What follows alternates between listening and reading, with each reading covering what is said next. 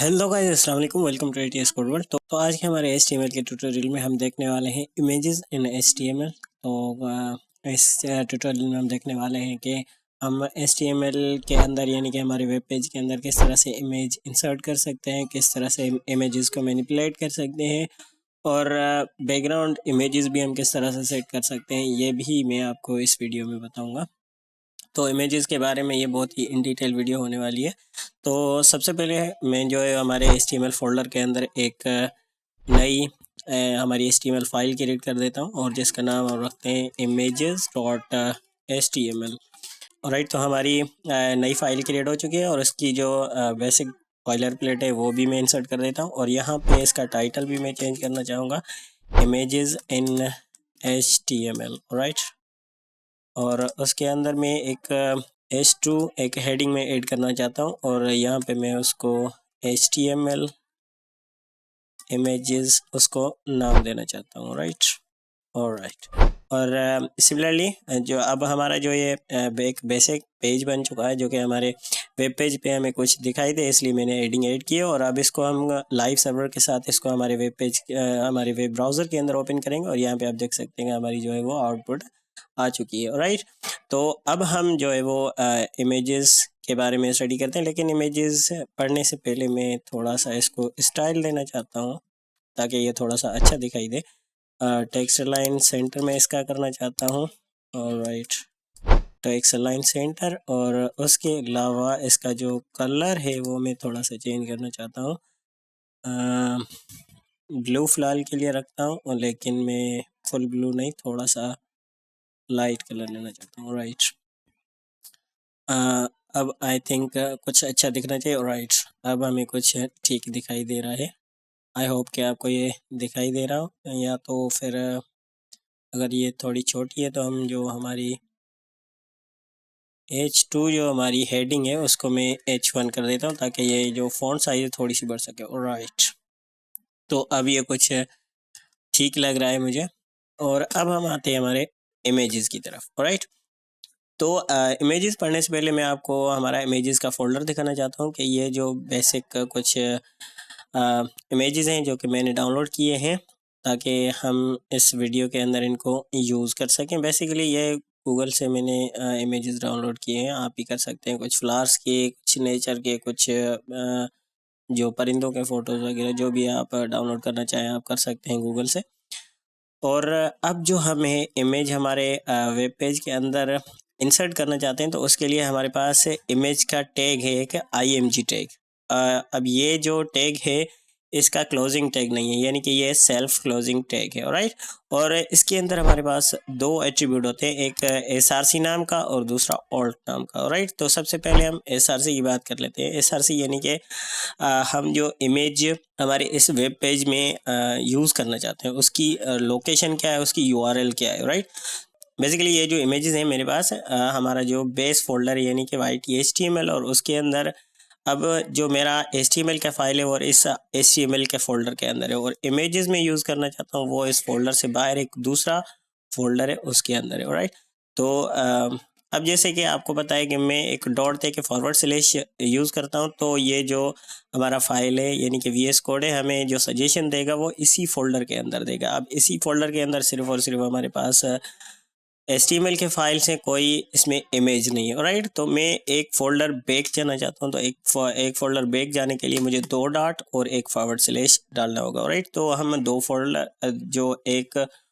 हमारा जो current folder है उससे बाहर आ गए हो। राइट, तो उसके बाद बाहर जो हमारे पास है बेसिकली ये फोल्डर्स मौजूद हैं जो कि CSS HTML इमेजेस और JS के नाम से फ़ोल्डर मौजूद हैं, लेकिन हमारा जो काम है फ़िलहाल हमारे इमेजेस फ़ोल्डर के अंदर है। राइट, तो इमेजेस फ़ोल्डर को मैं इंटर करूँगा और जैसे ही मैं इंटर करूँगा तो यहाँ पे आप देख सकते हैं कि हमारे पास जितने भी इमेजेस हैं हमारे इस फ़ोल्डर के अंदर वो यहाँ पे शो हो रहे हैं। राइट, तो इसके लिए मैं सिंपल जो है वो IMG इमेज है उसको मैं सिंपल यूज़ करना चाहता हूँ, और उसके बाद जो हम हमारा वेब ब्राउज़र भी ओपन करते हैं और ताकि मैं आपको साइमल्टेनियसली दिखा भी सकूँ कि क्या क्या चेंजेस हो रही हैं। राइट, तो मैं जैसे ही Ctrl+S करके सेव करूँगा तो हमारा जो इमेज है आप देख सकते हैं कि हमारे वेब पेज के अंदर इंसर्ट हो चुका है। राइट, अब ये तो हमारा एक छोटा सा इमेज है। अब सपोज यहाँ पे अगर कोई मैं बड़ा इमेज इंसर्ट कर देता हूँ तो वो हमारे व्यू पोर्ट से भी बाहर चला जाएगा, और उस इमेज को कंट्रोल करने के लिए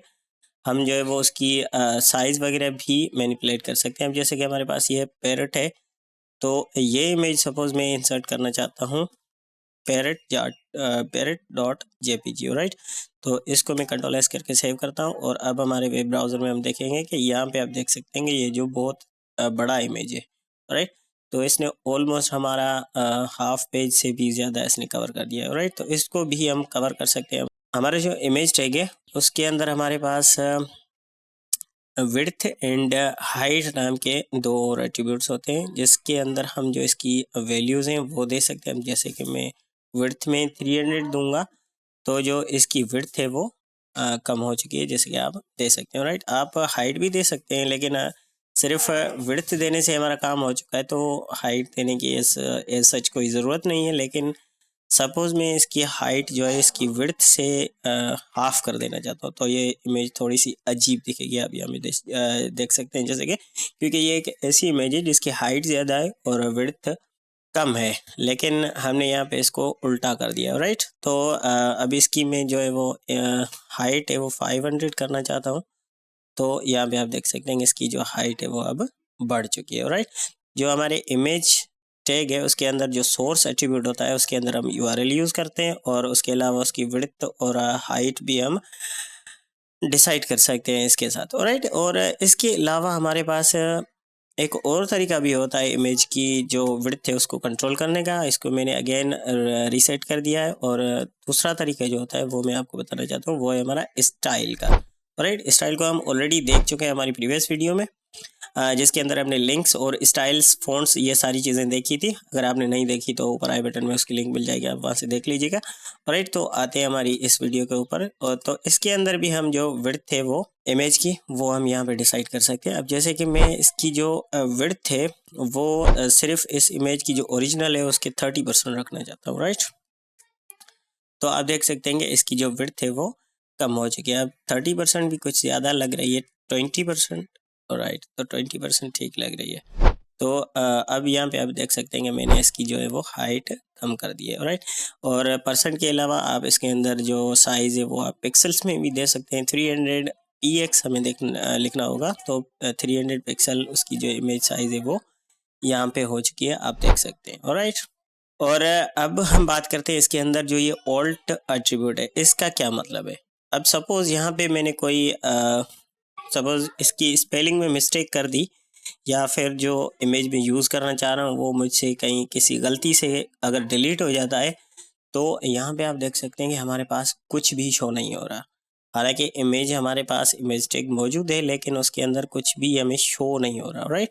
तो ऑल्ट टैग हम उसका ऑल्टरनेटिव के तौर पे इस्तेमाल करते हैं। जैसे कि हमारे जो इमेज है अगर हम उसकी लिंक यूज़ कर रहे हैं, अगर वो लिंक लोड नहीं हो पाती है, वो इमेज अनअवेलेबल होता है, तो हमें पता चलना चाहिए कि हमारे पास यहाँ पे एक ऑलरेडी इमेज है जो कि शो नहीं हो रही, राइट। तो उसके लिए हम जो है वो ऑल्ट टैग का इस्तेमाल करते हैं। इसके अंदर जो हमारा इमेज है उसके बारे में थोड़ा हमें लिखना होता है। जैसे कि मैं पैरोट लिखना चाहता हूँ यहाँ पे, तो हम जैसे ही पैरोट यहाँ पे लिखेंगे तो आप यहाँ पे देख सकते हैं कि जो इमेज की जो आइकन है वो यहाँ पे शो हो रहा है, और उसके बाद यहाँ पे उसका ऑल्टरनेटिव जो हमने नाम यूज़ किया था वो यहाँ पे हमें दिखाई दे रहा है। अब इसका मतलब ये है कि हम जो इमेज इस्तेमाल कर रहे हैं इस वेब पेज के अंदर, वो उस वेब पेज के अंदर या तो कोई प्रॉब्लम है, या कोई इमेज अवेलेबल नहीं है, या फिर जो लिंक है वो ब्रोकन है, राइट।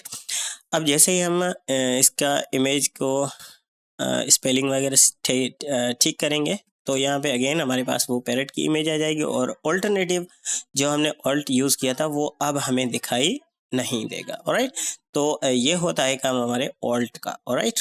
अच्छा, अब ये चीज़ें हो गई हमारी बेसिक, जिसके अंदर हमने जो इमेज है उसकी विड्थ भी देखी, हाइट भी देखी, और ऑल्ट का भी हमने काम देखा। इसको अगेन मैं चेंज करना चाहता हूँ विड्थ, उसकी जो हमारी एट्रीब्यूट है HTML का वही मैं यूज़ करना चाहता हूँ 300, राइट।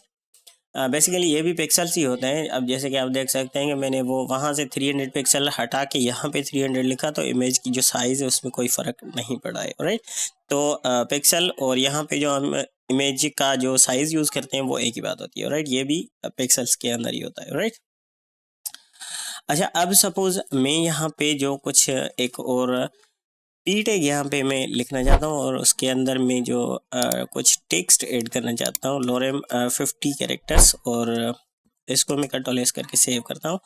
तो यहाँ पे आप देख सकते हैं कि ये जो टेक्स्ट है हमारा, वो हमारा सिर्फ जो इमेज के नीचे आ गया। हालांकि यहाँ पे जो इमेज की राइट साइड पे बहुत सारी जगह मौजूद है, लेकिन वहाँ पे टेक्स्ट नहीं आ रहा, टेक्स्ट हमारा यहाँ पे आ रहा है, राइट। तो इसके लिए मैं जो हमारा इमेज है उसके अंदर मैं बॉर्डर भी ऐड करना चाहता हूँ, ताकि आपको मैं दिखा सकूँ कि एक्चुअली हो क्या रहा है, राइट। स्टाइल और उसके अंदर बॉर्डर 2 पिक्सल सॉलिड रेड। अब ये सॉलिड रेड मैंने क्यों लिखा है, ये मैं आपको हमारे बेसिकली ये CSS की प्रॉपर्टीज़ हैं। अब जब हम CSS को स्टडी करेंगे तो वहाँ पे मैं आपको यहाँ ये चीज़ें ज़रूर सिखाऊंगा कि इसका मतलब क्या होता है, राइट। लेकिन फ़िलहाल के लिए मैं सिर्फ यहाँ पे इसका बॉर्डर देना चाहता हूँ, ताकि आपको दिखाई दे कि जो इमेज हमारा है वो साइज़ क्या है उसकी, राइट। तो यहाँ पे आप देख सकते हैं कि जो हमारा इमेज है उसका बॉर्डर ये दिखाई दे रहा है, यानी कि हमारा जो इमेज है वो सिर्फ इतना ही है। लेकिन यहाँ पे जो टेक्स्ट है वो नीचे आ रहा है, लेकिन जो इमेज की राइट साइड है वो बिल्कुल खाली पड़ी है, राइट। तो यहाँ पे जो हमारा है वो टेक्स्ट नहीं आ रहा, राइट। तो इसको सॉल्व करने का एक और तरीका होता है, हमारे पास एक फ्लोट प्रॉपर्टी होती है। बेसिकली ये भी CSS की ही प्रॉपर्टी है। फ्लोट क्या करती है कि हमारा जो इमेज है वो हमारे वेब पेज को बताती है कि जो हमारा इमेज है उसको किस साइड पे आप रखना चाहते हो, राइट। तो मैं यहाँ पे जो लेफ़्ट यहाँ पे लिखना चाहता हूँ। जैसे ही मैं यहाँ पे लेफ़्ट लिख के मैंने सेव किया, तो यहाँ पे आप देख सकते हैं कि जो इमेज के हमारे राइट साइड पे जो एम्प्टी स्पेस है वो यहाँ पे अब कंज्यूम होना शुरू हो चुका है, राइट। तो इसके लिए मैं थोड़ा सा यहाँ पे गैप देना चाहता हूँ इमेज के। तो मैं इसका जो मार्जिन होता है, राइट। अब मार्जिन ये जो होता है एक्स एंड वाई एक्सिस में होता है। ये जब हम CSS पढ़ेंगे तो मैं आपको वहाँ पे अच्छे से क्लियर कर दूंगा, लेकिन फ़िलहाल के लिए मैं जो है वो 0 एंड 10 पिक्सल यहाँ पे रखना चाहता हूँ, राइट। तो यहाँ पे 0 का मतलब है ऊपर और नीचे, और 10 पिक्सल का मतलब है left and right side, right. तो यहाँ पे आप देख सकते हैं कि जो हमारा टेक्स्ट है वो इमेज से थोड़ा मार्जिन पे है, राइट। तो अगर हम इस तरह से करना चाहते हैं, यानी कि हमारे एक साइड पे इमेज हो और दूसरी साइड पे हमारे जो एम्प्टी स्पेस बचता है वो कंज्यूम हो, वहाँ पे टेक्स्ट आ जाए, तो उसके लिए हमें जो इमेज है उसको फ्लोट लेफ्ट करना होगा, राइट। और अब सपोज ये जो हमारी पी टैग है इसके अंदर जो टेक्स्ट है इसको मैं थोड़ा सा इंक्रीज़ करना चाहता हूँ। जैसे कि मैंने ये आप देख सकते हैं कि सिर्फ हमारे पास जो वेब पेज के अंदर सिर्फ 2 या 3 लाइन आ रही हैं। अब इसको मैं थोड़ा सा ज़्यादा करना चाहता हूँ। मैं सपोज इसके अंदर 100 लिखना चाहता हूँ, ताकि हमारे पास जो टेक्स्ट है वो थोड़ा सा ज़्यादा आ जाए, ऑलराइट। तो यहाँ पे आप देख सकते हैं कि जितना भी हम टेक्स्ट यूज़ करेंगे वो यहाँ पे दिखाई देगा। अब सपोज़ मैं जो टेक्स्ट है उसको कुछ ज़्यादा ही बढ़ाना चाहता हूँ। अब यहाँ पे 500 या फिर मैं 1000 कर देता हूँ, राइट, 1000। अब ठीक है। तो अब यहाँ पे आप देख सकते हैं कि जो इमेज का जो राइट हैंड साइड पे जितना भी इमेज उसको जो वॉल्यूम कंज्यूम कर रहा है, यानी कि हमारे वेब पेज के अंदर जितनी भी जगह ले रहा है, वहाँ पे जो टेक्स्ट है वो हमारे राइट साइड पे यहाँ पे आप देख सकते हैं कि आ रहा है। लेकिन जहाँ पे इमेज ख़त्म हो रहा है वहाँ से जो हमारी पैराग्राफ है वो यहाँ से स्टार्ट हो रही है, राइट। तो आई होप कि आपको ये बात समझ में आ गई होगी। यानी कि इमेज को अगर हम फ्लोट लेफ़्ट या राइट कर देंगे तो उसके बाद जो हमारा एम्प्टी स्पेस बचेगा वो टेक्स्ट के अंदर, या यहाँ पे आप कुछ और भी इमेज लगा सकते हैं या कुछ भी कर सकते हैं, तो उसको आप कंज्यूम कर सकते हो, राइट। अब सिमिलरली हमारे पास फ्लोट लेफ़्ट है, तो फ्लोट राइट भी है हमारे पास, यानी कि हम इस इमेज को लेफ़्ट के बजाय राइट साइड पे इस्तेमाल करना चाहते हैं। तो उसके लिए हमें फ्लोट लेफ़्ट को हटा के यहाँ पे फ्लोट राइट करना होगा, राइट। तो आप यहाँ पे देख सकते हैं कि जो हमारा इमेज है वो राइट साइड पे आ चुका है, और हमारा जो टेक्स्ट है वो हमारे वेब पेज के लेफ़्ट साइड पे आ चुका है, राइट। तो आई होप कि आपको इमेज और उसके लेफ़्ट राइट जो अलाइनमेंट है वो समझ में आ गई होगी। और अब इसके अंदर जो फाइनल चीज़ रह गई है वो है हमारी बैकग्राउंड इमेज। तो उसको भी हम देख लेते हैं, लेकिन उसको देखने से पहले ये जो हमारा टेक्स्ट है मैं इसको फ़िलहाल के लिए हटाना चाहता हूँ, तो इसको मैं सिलेक्ट करके रिमूव कर देता हूँ। ऑलराइट, यहाँ पे अब हमारा जो टेक्स्ट और इमेज है वो दोनों हट चुके हैं। लेकिन अब हमारे पास जो इमेजेस के अंदर सिर्फ एक ही चीज़ बाकी बचती है और वो है बैकग्राउंड। राइट, अब यहाँ पे सपोज मैं एक पी टैग इस्तेमाल करना चाहता हूँ और उस पी टैग के अंदर जो है वो मैं कुछ टेक्स्ट ऐड करना चाहता हूँ। लोरेम 300। ऑलराइट, 300 काफ़ी होगा I suppose. Yes, it is okay. Right, तो अब ये जो मेरा पी टैग है इसको मैं बैकग्राउंड देना चाहता हूँ। सपोज यहाँ पे मैं सिर्फ सॉरी, मैं डायरेक्टली यहाँ पे नहीं दे सकते, हम स्टाइल के अंदर इसको बैकग्राउंड देना होगा। ऑलराइट, तो बैकग्राउंड, अब बैकग्राउंड आप कलर भी दे सकते हैं, बैकग्राउंड भी दे सकते हैं और बैकग्राउंड इमेज है। ये तीनों बेसिकली CSS की प्रॉपर्टीज़ हैं। ये हम हमारी आने वाली वीडियोस के अंदर देखेंगे जब हम CSS को कवर अप करेंगे। लेकिन यहाँ पे सिर्फ हम एक ही चीज़ देखते हैं और वो है बैकग्राउंड इमेज। राइट, और बैकग्राउंड इमेज के लिए आपको यहाँ पे URL इमेज की लिखनी होगी, वही सेम जो हम इमेज के अंदर यहाँ पे SRC जो हमारा एट्रीब्यूट था उसके अंदर हम कर चुके हैं। राइट, तो यहाँ पे अगेन मुझे उसी फोल्डर के अंदर जाना होगा जहाँ पे हमारा इमेज है। राइट, तो यहाँ पे मैं इमेजेस ऑलरेडी सेव करके रख चुका हूँ, तो यहाँ पे मैं सिर्फ उसको यूज़ करना चाहता हूँ। तो यहाँ पे आप देख सकते हैं कि हमारा जो इमेज है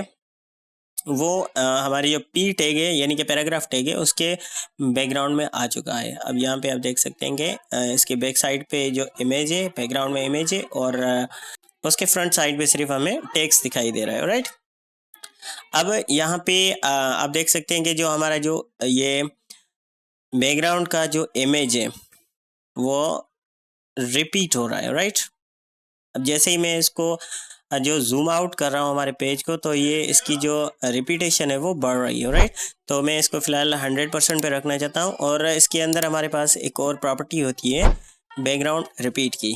राइट, तो यहाँ पे मैं लिख दूँगा बैकग्राउंड रिपीट और उसके अंदर एक उसकी प्रॉपर्टी है नो रिपीट। राइट, तो नो रिपीट पे मैं जैसे ही क्लिक करूँगा तो यहाँ पे जो इमेज है वो हमारा सिर्फ एक ही बार हमारे।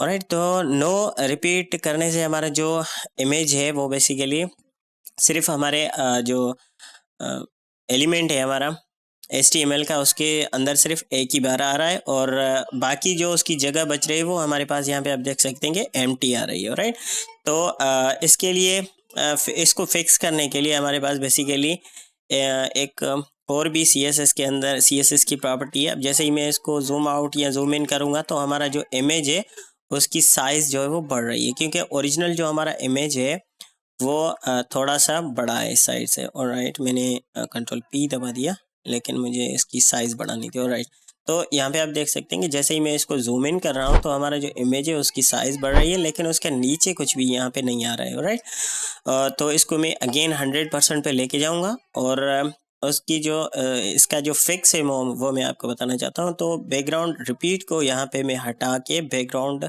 साइज़ यहाँ पे रखना चाहता हूँ। Right, background size. राइट, तो बैकग्राउंड साइज़ के अंदर हमारे पास एक प्रॉपर्टी होती है कवर।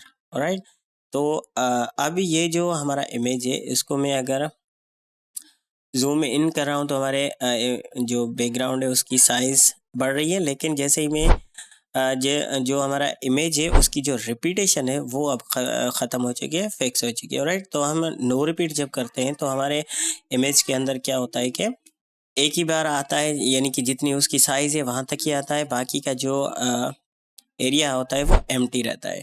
लेकिन बैकग्राउंड साइज़ कवर करने से जो हमारा जितना भी पी टैग जितना भी लंबा खींचेगा वो सारे के अंदर उसकी जो बैकग्राउंड है वो आ जाएगी। राइट, तो अब ये जो सेम चीज़ है ये मैं बेसिकली हमारे इस पी टैग से हटा के अगर मैं इसको बॉडी के अंदर रख दूँ, तो बॉडी के अंदर बेसिकली जो भी हम हमारे वेब पेज के अंदर जो भी चीज़ें लिखते हैं, इंसर्ट करते हैं, वो सारी हमारे बॉडी के अंदर आती हैं। राइट, तो यहाँ पे बेसिकली और इसके अंदर मैं अगेन रिपीट वही चीज़ कर देता हूँ, स्टाइल, और स्टाइल के अंदर बैकग्राउंड इमेज, और बैकग्राउंड इमेज की जो यूआरएल है वो हमें देनी होगी।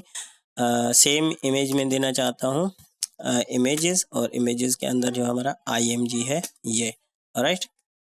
तो अब ये जो इमेज है वो हमारा हमारे पूरे पेज के अंदर यानी कि पूरी बॉडी के अंदर आ रहा है, लेकिन इसके साथ अगेन वही सेम प्रॉब्लम है, यानी कि जैसे ही हम इसको जूम आउट कर रहे हैं तो ये जो पेज है वो रिपीट हो रहा है, ये सॉरी ये जो हमारा इमेज है वो रिपीट हो रहा है, राइट।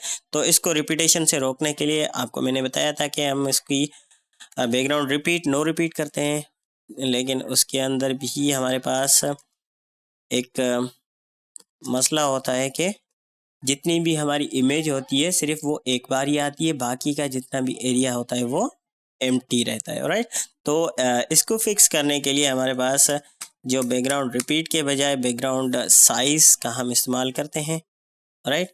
और बैकग्राउंड साइज के अंदर हम इसको करते हैं कवर, राइट। अब कवर करके मैं जैसे इसको कंट्रोल एस करके सेव करूँगा तो इसको मैं जितना भी अब जूम इन या जूम आउट करूँ, लेकिन जो हमारा टेक्स्ट और उसके अंदर जितने भी पैराग्राफ या हेडिंग्स वगैरह हैं वो बेसिकली इन आउट हो रहे हैं, लेकिन जो हमारा इमेज है वो एक ही जगह पे स्टिल है, यानी कि जितनी भी इमेज की साइज़ है जितने भी उसके अंदर आ रहा है वो वहीं पे फिक्स है, राइट।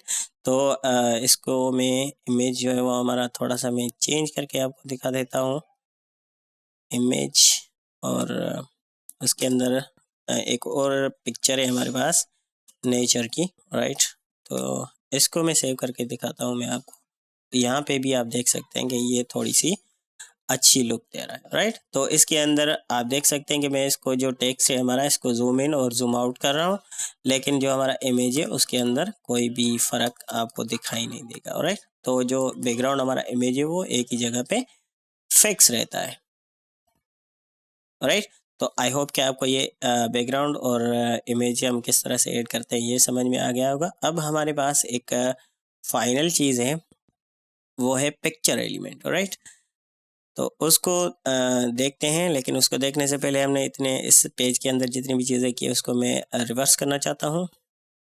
तो उसको रिवर्स करने के लिए मैं जो पी टैग है हमारा वो सारा मैं यहाँ पे हटा रहा हूँ, और सिंपल जो हमारा वेब पेज है उसको मैं यहाँ पे रखना चाहता हूँ, राइट। और अब हमारे पास इसके अंदर है पिक्चर टैग, राइट। और पिक्चर टैग के अंदर हमारे पास एक सोर्स नाम का टैग होता है जिसके अंदर हम उसका एक एट्रीब्यूट होता है मीडिया, राइट। और मीडिया के अंदर जो हमें उसकी जो विड्थ और हाइट यहाँ पे डिसाइड करनी होती है, यानी कि अब ये जो पिक्चर जो एलिमेंट है ये दोनों पिक्चर का एक ओपनिंग और क्लोजिंग टैग है।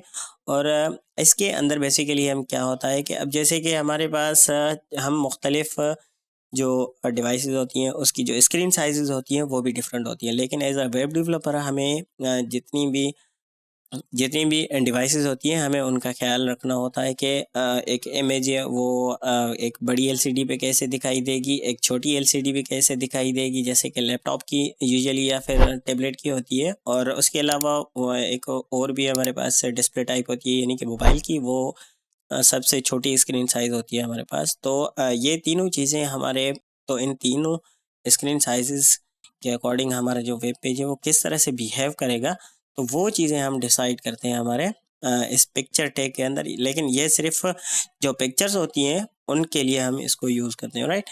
तो इसके अंदर जो हमें मिनिमम विड्थ टैग का इस्तेमाल करते हैं, मिन और विड्थ, राइट। और इसके बाद हम जो है वो उसको कॉलन देते हैं, और उसके अलावा सबसे पहले जो हमें जो बड़ी साइज़ होती है, यानी कि यहाँ पे सपोज़ मैं 1000 पिक्सल यहाँ पे रखना चाहता हूँ, यानी कि ये जो हमारे ये सबसे बड़ी स्क्रीन है ये, राइट। तो उसके बाद हमारे पास इसका एक और एट्रीब्यूट होता है, वो होता है SRC सेट, राइट। तो SRC सेट के अंदर बेसिकली जो हम इमेज बड़ी स्क्रीन पे दिखाना चाहते हैं उसकी यूआरएल होती है, राइट। तो ये सपोज़ हमारे पास जो बड़ी एलसीडी है उसके अंदर जो हमें पिक्चर दिखानी है वो मेरे पास यहाँ पे हमारे इमेजेस फोल्डर के अंदर मौजूद है वो है ये, यानी कि LCD वाली है। तो जितनी भी बड़ी LCDs हैं वहाँ पे मैं LCD की पिक्चर दिखाना चाहता हूँ, यानी कि और उसके अलावा जो हमारे पास दूसरे नंबर पे यानी कि टैबलेट वाली साइज़ है उसके अंदर मैं टैबलेट दिखाना चाहता हूँ, और जो लास्ट हमारी साइज़ है यानी कि फ़ोन वाली उसके अंदर मैं फ़ोन दिखाना चाहता हूँ। राइट, तो ये हम किस तरह से करेंगे हमारे वेब पेज के अंदर। तो उसके लिए सबसे पहले हमें जो बड़ी साइज़ है उसके अंदर जो हमें पिक्चर यूज़ करनी है सबसे पहले हमें वो लिखनी होगी। ऑलराइट, तो यहाँ पे मैं लिखता हूँ LCD.jpg। अब यहाँ पे इसका सजेशन क्यों नहीं आ रहा हमारे VS कोड के अंदर, आई डोंट नो, लेकिन हम इसको टाइप कर लेते हैं। राइट, और दूसरा हमारा जो सोर्स टैब है उसके अंदर भी वही सेम चीज़, मीडिया इक्वल्स, और इसके अंदर भी हम जो है वो मिनिमम विड्थ लिखेंगे, मिन विड्थ, और इसके अंदर अब जो है इसकी साइज़ जो है मैं रखना चाहता हूँ 700 पिक्सल, क्योंकि सबसे जो बड़ी है हमने रखी है 1000 पिक्सल, यानी कि हमने बड़ी LCD सपोज की है 1000 पिक्सल, और जो उसके अलावा टेबलेट का साइज़ जो हमने डिसाइड किया है वो 700 पिक्सल है। राइट, और उसके अंदर जो SRC सेट जो हमारा टैग है, अगेन हमारे पास सोर्स आ गया SRC सेट। राइट, सॉरी, उसको यहाँ पे हमें लिखना है SRC सेट। SRC सेट के अंदर अगेन डबल डॉट / उसके साथ इमेजेस, एंड उसके बाद हमारे पास है टेबलेट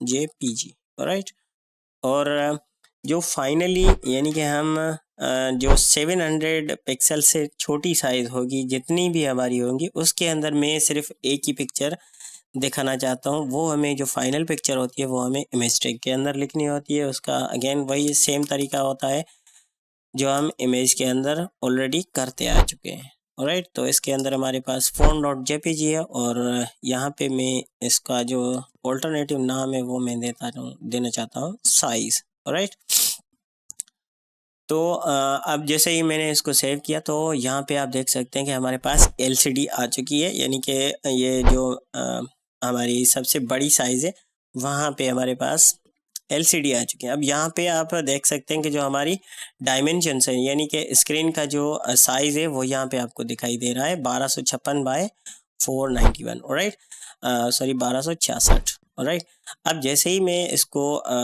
इस स्क्रीन की साइज़ को कम करना चाहता हूँ, अब यहाँ पे आपको फोकस करना है। जैसे ही हमारी जो ये स्क्रीन साइज़ है वो 700 टच करेगी तो यहाँ पे टेबलेट स्विच हो रहा है। राइट, तो यहाँ पे आप देख सकते हैं कि जैसे ही मैं सॉरी 700 नहीं, जैसे ही 1000 से ये कम होगी, क्योंकि हमने यहाँ पे लिखा हुआ है मैक्सिमम सॉरी मिनिमम विड्थ, यानी कि जो हम LCD की पिक्चर दिखाना चाहते हैं उसके लिए मिनिमम 1000 पिक्सल की जो स्क्रीन साइज़ है वो होनी चाहिए। अब जैसे ही हम 1000 पिक्सल की स्क्रीन से जो कम हो रही है हमारी साइज़, तो वहाँ पे हमें टैबलेट दिखाई देगा। ऑलराइट, अब टैबलेट हमें कहाँ तक दिखाई देगा,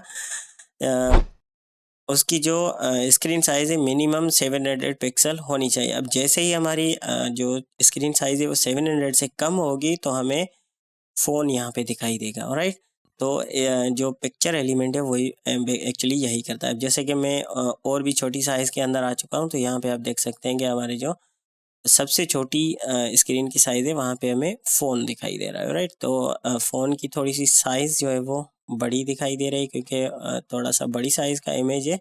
तो इसको अगेन हम यहाँ पे विड्थ के अंदर इसको कंट्रोल कर सकते हैं। इसको मैं 100 रखना चाहता हूँ सपोज़, तो 100 के आई सपोज़ कुछ ज़्यादा छोटी ना हुई हो, लेकिन 300 कर देते हैं इसको।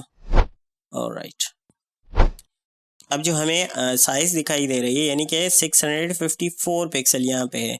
ऑलराइट, यानी कि 700 से कम है, तो 700 जो हमारी रिक्वायरमेंट है वो किसके लिए है, टेबलेट के लिए। अब जैसे ही हमारी स्क्रीन साइज 700 को टच करेगी तो हमें टेबलेट की जो इमेज है वो दिखाई देगी, क्योंकि उसकी मिनिमम रिक्वायरमेंट है 700 पिक्सल। ऑलराइट, यहाँ पे आप देख सकते हैं कि जैसे ही 700 यहाँ पे क्रॉस हुआ तो हमें जो पिक्चर यहाँ पे दिखाई दे रही है वो टेबलेट की दिखाई दे रही है। ऑलराइट, अब इसको अगेन जैसे ही हम 1000 क्रॉस करेंगे तो हमें जो LCD की पिक्चर है वो हमें दिखाई देगी।